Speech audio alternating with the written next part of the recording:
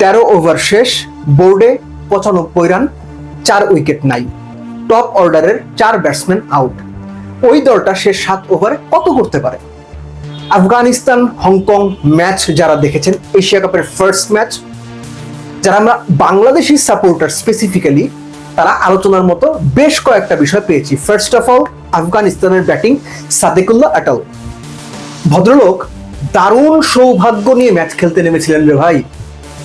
First ওভারে live পেলেন, পরে আরো দুটো লাইভ পেলেন, ওপেনিং এ নেমে শেষ পর্যন্ত ব্যাট করলেন। কত? 52 বলে 73 নট আউট। এই 52 বলে 73 নট আউটটা 3টা লাইভ। যাই ঘটনা ঘটে থাকুক, আফগানিস্তানকে 188 পর্যন্ত নিতে বিরাট ভূমিকা রেখেছে। তাহলে নাম্বার আমরা পেয়ে গেলাম। সে 7 ওভারে কত তুলেছে আফগানিস্তান? 93। এবং যে দলটা 14 ওভারে গিয়ে 100 করলো, 15 ওভারে গিয়ে কত 109 বা 10, সেই হিসেবে শেষ 5 ওভারে আফগানিস্তান 77-78 রান তুলেছে, বা 7 ওভারে 93। এটা সম্ভব হয়েছে আজমাতুল্লাহ ওমরজাইয়ের 21 বলে 53 রানের ইনিংস। গোটা 5 ছক্কা মেরেছেন এবং আতালের সঙ্গে কত 35 বলে বোধ হয় বা 36 বলে 82 রানের পার্টনারশিপ করেছেন। খেয়াল করেন, আফগানিস্তান 14 ওভারে গিয়ে 100 করেছে, শেষ 6 ওভারে তাহলে 88 করেছে তারা।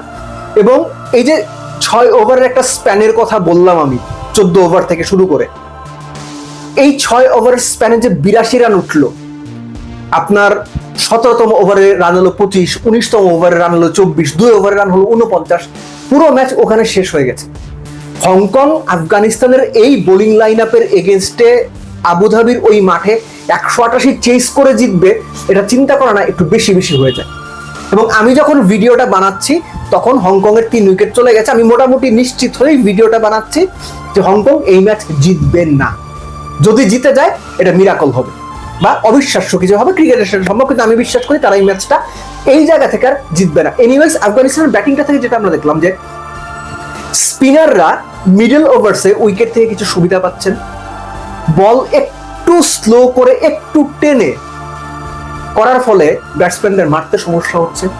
বল যেভাবে ব্যাটে আসার কথা শুরুর দিকে ব্যাটসম্যানদের কাছে ওভাবে বল যাচ্ছে না, এবং একই সঙ্গে ব্যাটসম্যানদের জন্য শর্ট খেলাটা অত বেশি সহজ হচ্ছে না, যদিও সেটা একটা সময় গিয়ে আজমাতুল্লাহ ওমরজাই মানে অন্যরকম একটা ইনিংস খেলে গোটা 5-6 মেরে, যেটা বলছিলাম যে 21 বলে 53 করে নিজের হিসাবটা বুঝে নিয়েছেন, দলকে দারুণ জায়গায় নিয়ে গেছেন। কিন্তু সব মিলে স্পিনাররা তুলনামূলক বেটার বল করেছেন ওই ইনিংসটাকে, যদি আমরা একটু আলাদা করতে চাই। বাংলাদেশের জন্য এই বিষয়গুলো এনকারেজিং, একই সঙ্গে চ্যালেঞ্জিং, একই সঙ্গে ক্যালকুলেশন করার মতো। কেননা আফগানিস্তান যেভাবে ব্যাট করেছে, 95 রানে 4 উইকেট চলে যাওয়ার পরও তারা প্যানিক করেনি, শেষ 7 ওভারে গিয়ে 93 রান তুলেছে।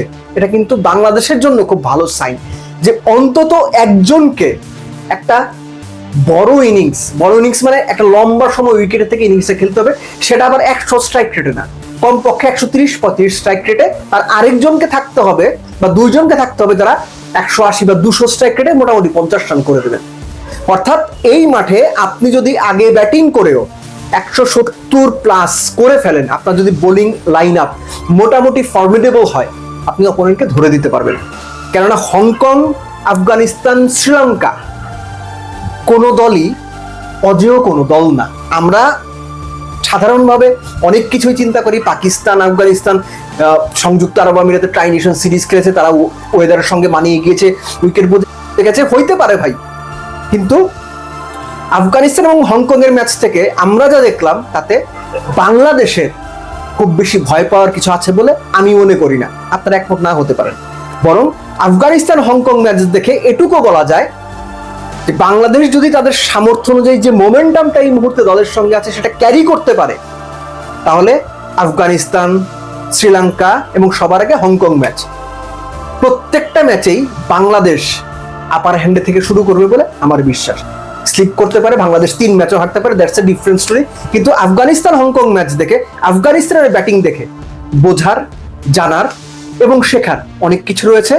বাংলাদেশ টিম সেগুলো বুঝলে এবং ঠিকঠাক কাজে লাগাতে পারলে বাংলাদেশ আপার হ্যান্ডে থাকবে, আপনি নিশ্চিত থাকতে পারেন।